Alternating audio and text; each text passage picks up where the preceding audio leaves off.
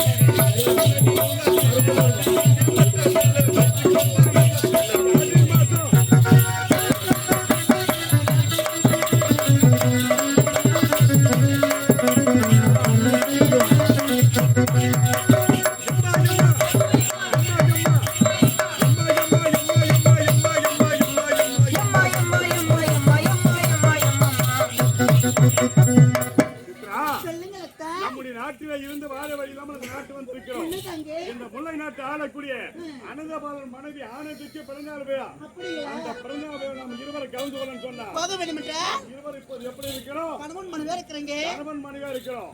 அந்த நாட்டை நாம் இருவரை செல்ல சொன்னா செல்ல வேண்டும். அண்ணன் தங்கையாக தான் செல்ல வேண்டும். என்ன வார்த்தை பேசுறீங்க? என்னைக்கு எப்பொழுது உங்களை பார்த்தேன் அன்று முதல் கொண்டு மாமா மாமா என்று சொல்லிட்டு வரேன். பார்த்து அண்ணான்னு சொல்றீங்களே, இது நீதி ஆகுமா? நம்முடைய நாட்டிலே இருந்து வாழ வழி இல்லாமல் அந்த நாட்டு வந்து இருக்கிறோம். அப்படி இருக்கும் போது அந்த நாட்டுக்கு போகும்போது அண்ணன் தங்கையாக சென்றாதான் சூழ்ச்சி என்ற படியில கால வைக்க முடியும். சொல்லிய பிரகாரம் நாம் அண்ணன் தங்கையாக போக வேண்டும். எப்படிங்க? அங்க நில்லு. நிக்கிறீங்க. இப்ப என்ன பார்த்து அண்ணா என்னங்க அப்படி பாக்குறீங்க?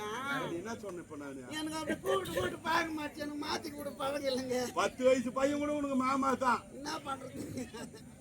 மாமா அண்ணா என்ற வார்த்தை சொல்லு. அந்த நாட்டு நம்ம இருவர் செல்லலாமா? ஆகட்டுங்க. நீ பட்டாம்பூச்சி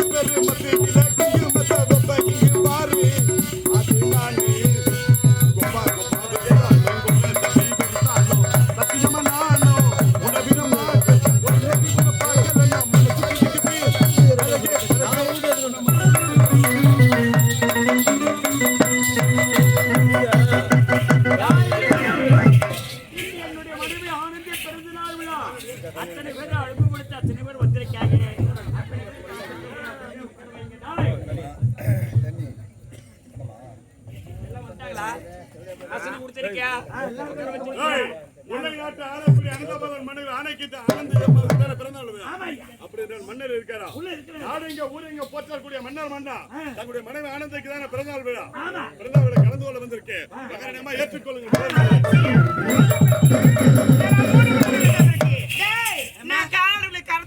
முடியாம 5 ரூபாய் கொடுத்து குங்குமம் வாங்க எங்க வைக்கிறோம்? நெத்தில வைக்கிறோமா? 5 ரூபாய் கொடுத்து செருப்பு வாங்க எங்க வைக்கிறோம்? வாசல்ல செருப்புக்கு சமானமா அவன் யார்? அவனும் ஒரு ஆண்மகன். ஒரு பெண்ணுக்கு மாலையிடலாமா? மாபெரும் சபையிலே ஒரு மகன் என்று பாராமல் ஏற்கனவே மாலையிடலாம் போதா?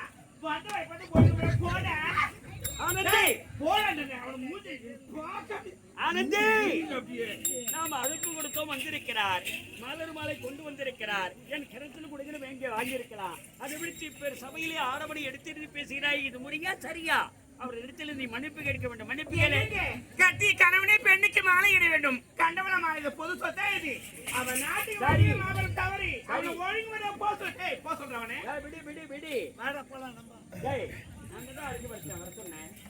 சரி விடு ஐயா. என்னுடைய மனைவி தங்களை எடுத்து பேசிவிட்ட சபையிலே அதனால் அவருக்கு நான் மன்னிப்பு கேட்கிற மன்னிப்பு விடுங்கள். நீங்கள் யார்? இந்நாட்டாளக்கூடிய ஒரு மன்னர். அப்படி இருக்கும் போது நாடாளக்கூடிய மன்னர் என்னிடத்தில் மன்னிப்பு கேட்கிறமா? அதை நான் பெருசாவே நினைக்கல. எங்களுக்கு சூடு சொல்லே கிடையாது. சரி விடு. இந்த நாட்டு நான் வரைக்கும் வரல. என் தங்கச்சி சித்ரா எடுத்து வந்திருக்கிறேன். நீங்க சொன்ன தங்கச்சி சித்ரா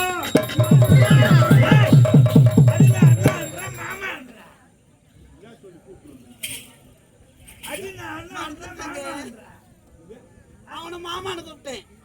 இவன் அடி உனக்கு மாமா? மாமா சித்ரா இந்த நாட்டுக்கு வந்தோடனே இருக்கக்கூடிய மகாராணிகளை பார்த்து கேவலமா பேசிவிட்டா, பேசிவிட்டா. ஆவது பெண்ணால் ஆவது பெண்ணால் ஒரு பெண்ணிடத்தை எதனால சாதிக்க ஒரு உதாரணம். அப்படி இருக்கும் போது சூழ்ச்சி என்ற படியில கால வைக்கணும்னு சொன்னா இதுதான் தக்க சமயம். கொண்டு வந்த பரிசு கொண்டு போய் கொடு. எனக்கு நடப்பா நான் பார்த்து கொள்கிறேன். மன்னா வணக்கம் மன்னா. வாழ்க வாழ்கவா.